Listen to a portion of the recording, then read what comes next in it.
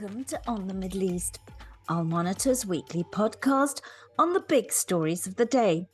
My name is Amran Zaman, and I'll be looking at Turkish President Recep Tayyip Erdogan's vows to mount another ground offensive against the Kurds of northeast Syria.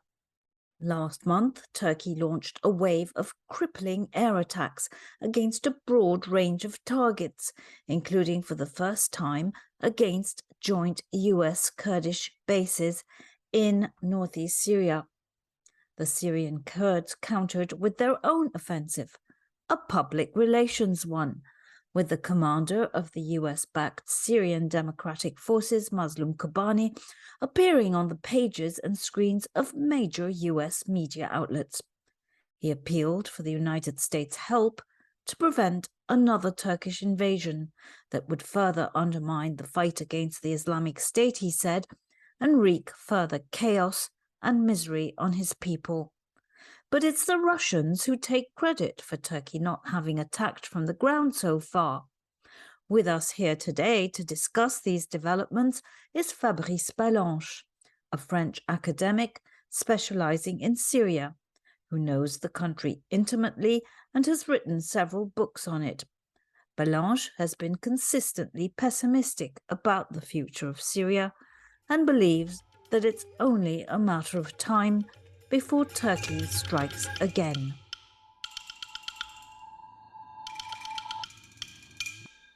So welcome to our show, Fabrice. It's so wonderful to have you with us here today. Thank you. And so you are the great pessimist when it comes to Syria, and particularly when it comes to the Kurds. Yet each time we accuse you of that, your predictions seem to materialize.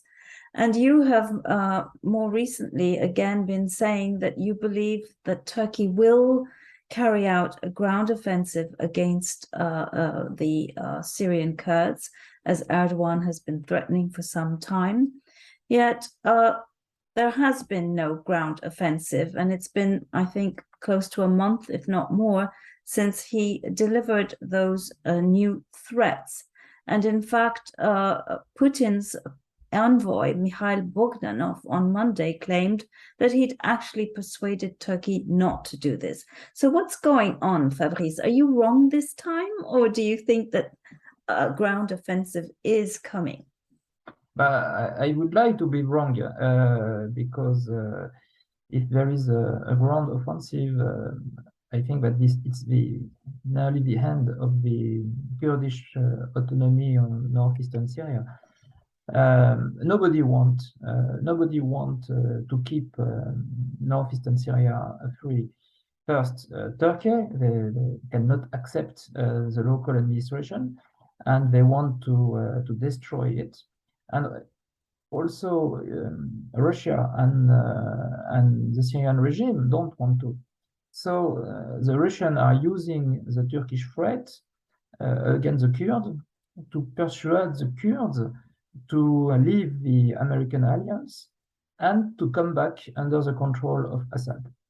So if Mazlum Kobani and the Syrian Democratic Forces accept this diktat, this ultimatum, they can prevent the Turkish offensive. I don't think that the Kurds will accept. They still have hope to be protected by US troops, by US president. But this is the process that we have today. So do you think that these hopes that the United States will protect them are well-founded? Because when you had that wave of airstrikes by Turkey last month, and in fact, for the first time targeting a joint US Kurdish base where they do training programs, where Mazlum Kobani holds interviews, meets diplomats, etc., that was, quite audacious on the part of Turkey. Initially, the response from the United States really seemed pretty weak. Do you think that the Kurds have good reason to trust the Americans? Well, the Kurds want to take their dream for the reality, they expect, they cry for this US protection because they have no choice.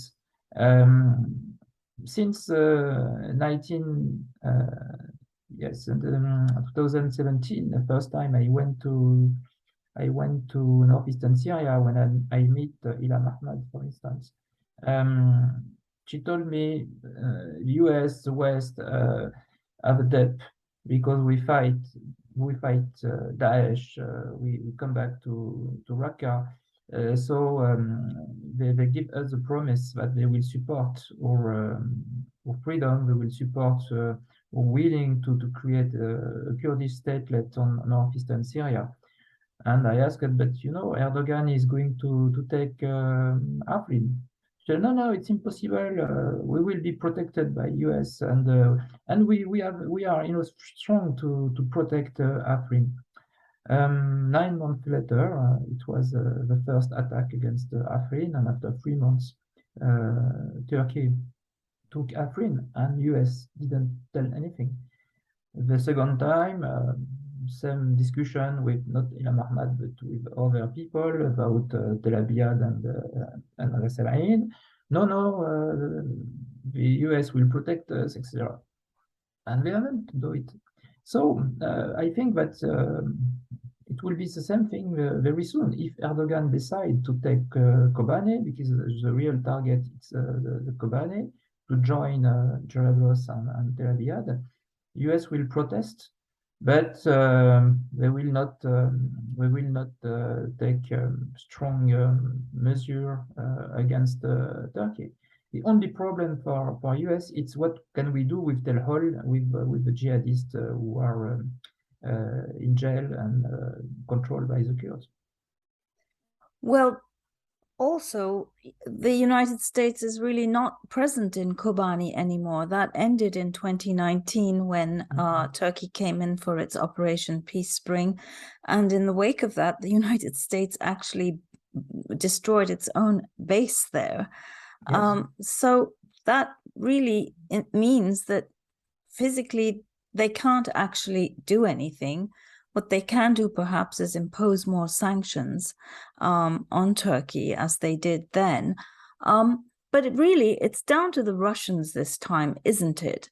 And as I said, you've got the Russians boasting about preventing this operation. So is it, not going to happen because the Russians are saying no?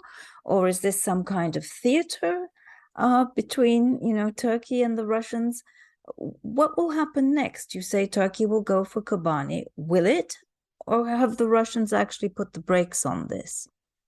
But it's difficult to know because the discussion between Erdogan and Putin, it's a black box. It's a secret agreement, like in 2016 in St. Petersburg when Erdogan meet Putin and they decided the intervention in Syria. I give you a part of the Kurds, you give me a part of Idlib, and so it was a secret agreement. So, well, I told you at the beginning, the Russians want to use Turkey as a leverage on the Kurds. If the Kurds are ready to come on the regime side, they will protect the Kurds. They will prevent Turkey to control more territory in Syria. But if still the Kurds don't want to accept this situation, the Russian will let Erdogan to attack. So you think it's basically a matter of time. So the Russians have probably said to the Turks, why don't we just let, the Kurds sort of come to reason and do a deal, which in fact would probably suit Turkey as well, because we all know that any deal signed by Assad is probably not going to be honored. The Syrian regime has no freedom, no power anymore. It's in the hand of the Russian, and Assad will do what Putin tell him to do. It's very clear. So, but what could be happen? It's a kind of coordination between the Turkish offensive against the Kurds and a Syrian army offensive on Raqqa, on Derza, for instance, on the back of the Syrian Democratic Forces to weak their defense. That could happen. To close the road between Tel Rifat and Manbij, for instance, to prevent Kurdish forces to reach Tel Rifat if it will be attacked, or to let the Turks to use Manbij road to surround Kobane. I think the only thing that the regime can do is these small technical things with Turkey, but and definitely Assad has no anymore enough power to prevent anything from Turkey. Is under the control of the Russian and the Iranian. So then, at the risk of repeating myself, what we're really looking at is Russia trying to get the Kurds to give up on the Americans without a real fight. Yes. And that everyone being quite pleased by that result. And we're also hearing, I'm certainly hearing reports from the ground that Iranian-backed militias there, or rather Iranian militias themselves and the Russians, have become much more aggressive in their harassment of coalition forces there, not directly attacking them, but sort of attacking close to them, sort of really squeezing them and exhausting them, and to the point where there is kind of a metal fatigue among these forces there.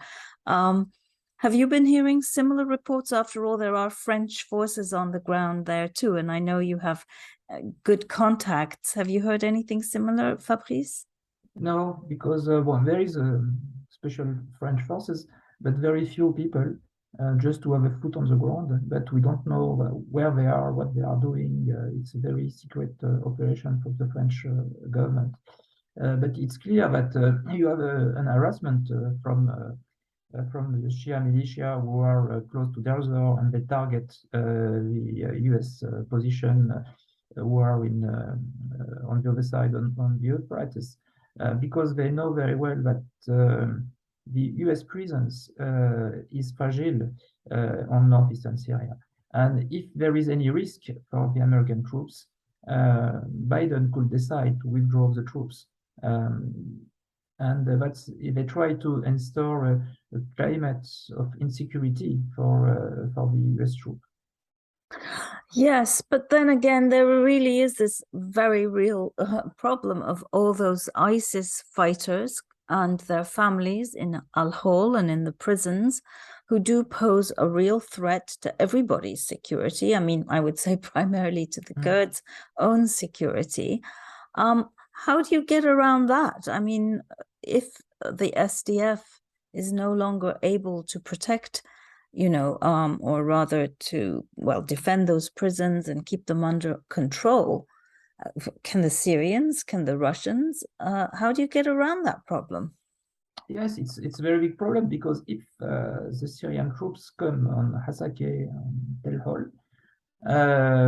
they are going to be in charge of the jihadists, especially the foreign jihadists, and they can organize a new judgment in Damascus, a new member of ISIS in Damascus, for instance, to promote the image of the Syrian regime. It could be blackmail for all the European countries who have fighters in Syria.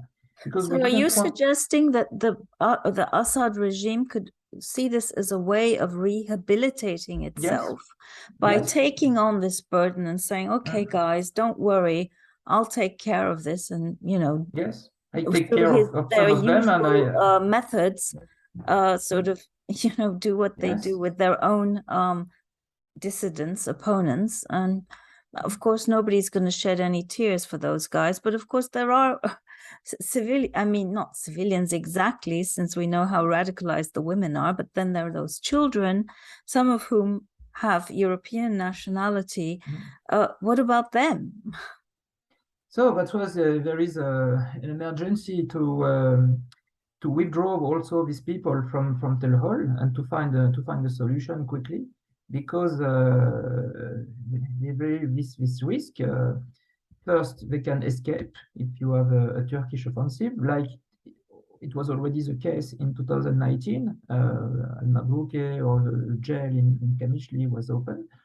Or the second thing, it's the Syrian army that we could take control of these people and use them as a blackmail on the West. So you're saying that the Syrian army could take control of those people as well?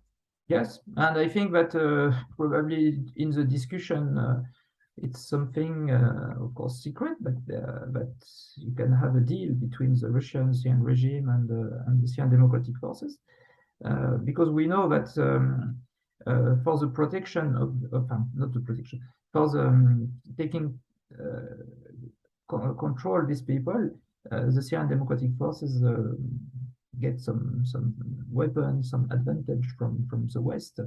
And so they can bargain also these people with the regime in exchange of some advantage. So what are the Kurds left with then? If, everything you described makes it sound like they kind of end up with nothing. How is that possible? How do you put this genie back into the bottle? After all, these people have been governing themselves now. My mathematics are terrible, since 2012. So that's 10 years. That's not, nothing. That's a whole decade of self-governance, of living outside the regime's control. How do you go back to ground zero? Can you even do that? Yes, this is the main problem. That's why they don't want to accept anymore the Mukhabarat system to come back to their area. They want to speak their language. They want to have their own government. But my last trip in the area in last January, I saw that the economic situation is desperate, and with the drought, it's more difficult because the breadbasket of Syria now is importing wheat from outside, and so people don't see any solution. That's why they are desperate. And you have also this Damocles sword on your head from Turkey. If there is no real education system, real health system, and people don't know where they are going. They don't know where the local administration is going. And even if the level of life is a little bit more up than on the Syrian side, what is the most difficult for the people is they don't know where the northeastern Syria is going. On the regime side, people know where it's going. Assad is at power, okay, it's not, but they have this mental security to know where the way. On the other side, on northeastern Syria, it's not the case, and that's why they are more desperate, and they want a sustainable solution. And so how does Iran fit into this picture? Because we know that Israel, for one, is very, upset about Iranian influence, the Iranian foothold, the Shia Crescent, as they call it, extending to Lebanon and, these supply lines to Hezbollah. In what way can the Syrian regime give assurances to Israel that it will address that security concern? And would the Russians be on board with that? Is that even possible, given how important Iran has become to Syria, and given that Russia is so distracted by Ukraine? Yes, the Iranians are filling the gap. The Russians are less present in Syria. And so, of course, the Iranian influence is growing, and it's a real threat for Israel. And Assad cannot give any guarantees to Israel because he's completely dependent from Iran. If Assad wants to survive, he needs at least 50,000 Shia militia to control the country. He needs also economic support from Iran. He needs oil coming from Iran too. But he needs first 50,000 men because he has no enough troops to control the country. The Alawite community, who was the main source of soldiers, is very weak today. They lost one man on three during this war. So we cannot recruit anymore Alawite to control enough Alawite to control the country. He don't trust the Sunni, of course, and so it's thanks to the Hezbollah, thanks to the Shia militia, that he can survive. So he cannot refuse anything to Iran. But obviously, making peace with Turkey might, in some ways, mitigate that, or would it not? I mean, for one, having, let's say, in any peace deal, presumably Turkey would end its support for the Sunni rebels. Wouldn't that already be easing some pressure on Assad, or is that a whole other, huge problem that he faces potentially? Because even if Turkey were to withdraw support, we have no guarantee that especially groups like HTS wouldn't stop their insurgency. Yes, so the relation with Turkey is special because on one side, Turkey is occupying the north of Syria, and we can imagine that in the future, Turkey can create a Republic of Northern Syria, like in Northern Cyprus, after 50 years, 60 years, we don't know, but we know that Erdogan would like to withdraw the border, especially 100 years after the Lausanne Treaty. It's his dream, and at the same time, it's a Turkish election. So he has a leverage on Assad because he controls some rebels, he controls HTS. And at the same time, for Assad to reintegrate 4 million, so 5 millions of Sunni, Arab Sunni, who are in Idlib and in Azaz and Jarablus, it's not a good idea. Because today, Assad controls 12 million of people. 4 million are Alawite, Christian, Druze, Ismailian, and people who are on his side. And you have about 8 million of Sunni who could be on the side of the opposition, not all, but a part of. If you reintegrate 4 million of people who were in the opposition, it's not sustainable for Assad. So if he cannot control this area, it's better to let this area under the control of the Turks. Because he has no choice, and he don't want that Turkey also send back the refugees in Syria by force, because this war is also a huge political ethnic cleansing for Assad. Well, of course, there's always that idea floating around that the regime could enlist the help of the Kurds against HTS. Yes, it's an idea, but what we have seen in Syria, that there is no solidarity between the Kurds and the Alawite and the other minorities. By the contrary, the Arabs, Assad is Arab, Alawite are Arabs, don't like the Kurds, like the Arabs now. So you have this ethnic gap between them. And if Assad wants to come back to northeastern Syria, it's by using the Arab tribe.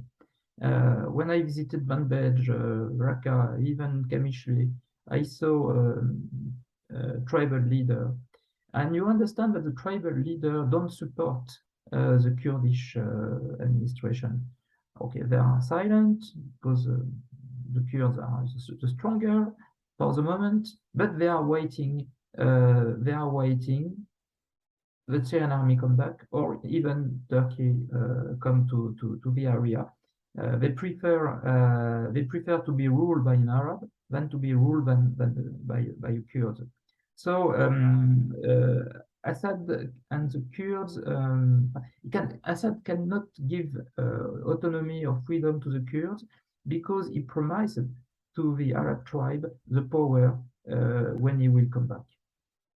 So it's a completely big mess, huge mess, because I mean, you know, there is no sort of solution to this conflict. It sounds like there are no like clear outcomes where you have the country sort of come back together in ways that the respective constituents may not get everything they want, but get a minimum of what they want. Instead, it's just more of a mess with, the stakeholders perhaps changing positions, getting a little more territory here and there. And as you describe it, with the Kurds sort of emerging as the big losers. Yes. Levant, Lebanon, Syria, Iraq, it's what we call a geopolitical buffer zone. It's a geopolitical buffer zone between Turkey, Iran, Israel, Saudi, and Russia, and US. So all these actors are fighting in this area. But the stronger alliance is today the alliance between Russia, Iran, and Turkey. And so on the western side, there is no enough effort, investment in the area to keep their position. The best allies of the West are the Kurds, but it's a weak ally because even in northeastern Syria, the Kurdish population, it's only 1/3 of the population. And you have this gap between the Arab and the Kurds.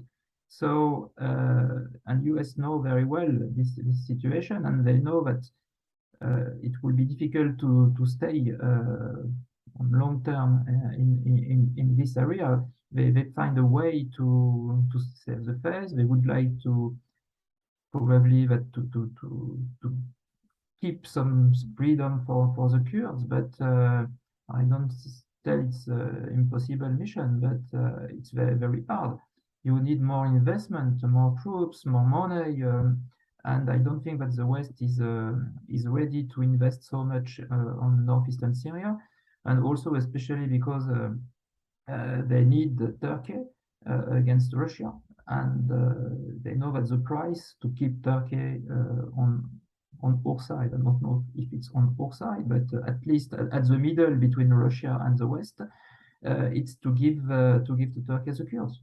Well, it was striking to me how little your country, France, said about Turkey's most recent wave of air attacks on northeast Syria. And I mean, Ilham Ahmed, who is the executive president of the Syrian Democratic Council, the political arm of the SDF, was a frequent visitor. Well, frequent may be an exaggeration, but at the Élysée Palace, where she would meet with Macron. What happened to that? I didn't hear Macron say anything, or maybe I missed it. No, he's silent. He's very silent.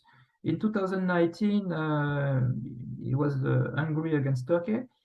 But and we had also many problems with Turkey in Libya, in Eastern Mediterranean. We supported the Greece against Turkey at that time. But now there is a kind of appeasement between Turkey and France, and of course because we need a unified NATO against the Russians.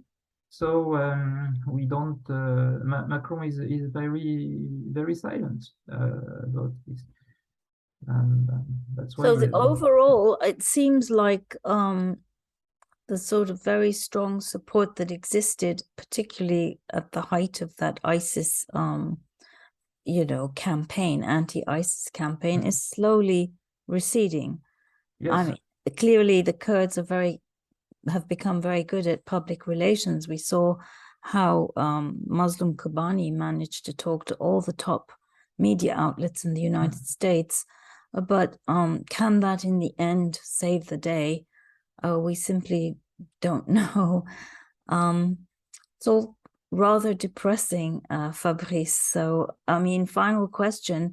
Do you think President Macron or whoever is the next French president may someday be shaking Assad's hand, maybe even sooner than Erdogan?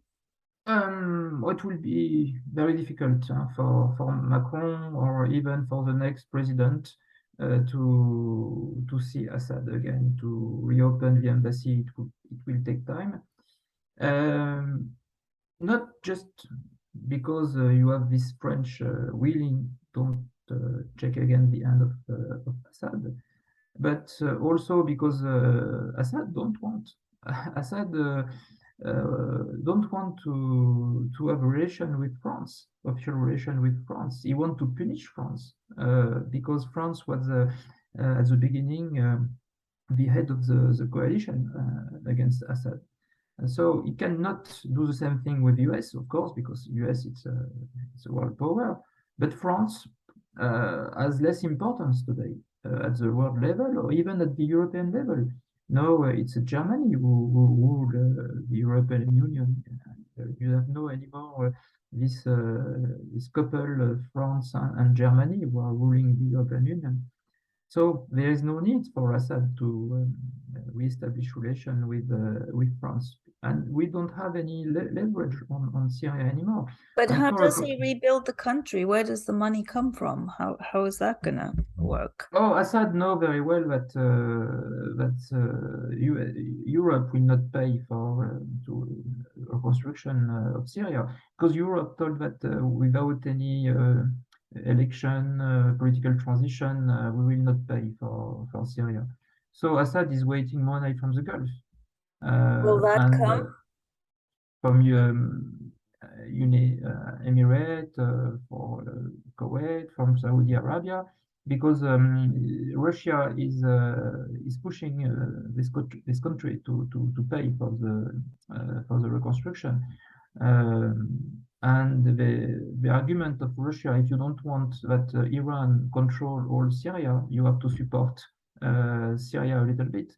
And if you don't want Erdogan control north of Syria, also you have to support Assad. But he is not waiting money from the West. So do you think eventually he'll get back into the Arab League? I mean, the Egyptians seem to be very against it. Why is Egypt holding back? I don't Clearly, know, it's not over human rights, given what Egypt no. to its own people. No, I don't know what's happened between Egypt and Syria, but the Arab League is not important. There is no decision among the Arab League. Arab League have no budget, and so it's better to have this direct line with Emirates than to be reintegrated in the Arab League. Oh, well, all very cynical, all very bleak, all very dark, and we must pity the Syrian people, be they Kurds, Arabs, Alawites. It doesn't look very bright. Well, thank you so much. Country is broken for decades, and how do you want to reunify Syria? No. The country is really broken, like Iraq, like Lebanon. That's all the Levant, all this geopolitical buffer zone, who is in destruction today. Well, on that note, thank you very much. We'll have to wind it up here, but wishing you a very happy Christmas in France, and Yes. hope to see you again soon.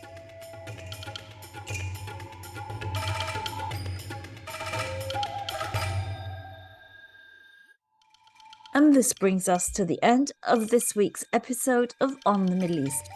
I hope you enjoyed it and will join us again next week with another exciting program. Thank you and goodbye.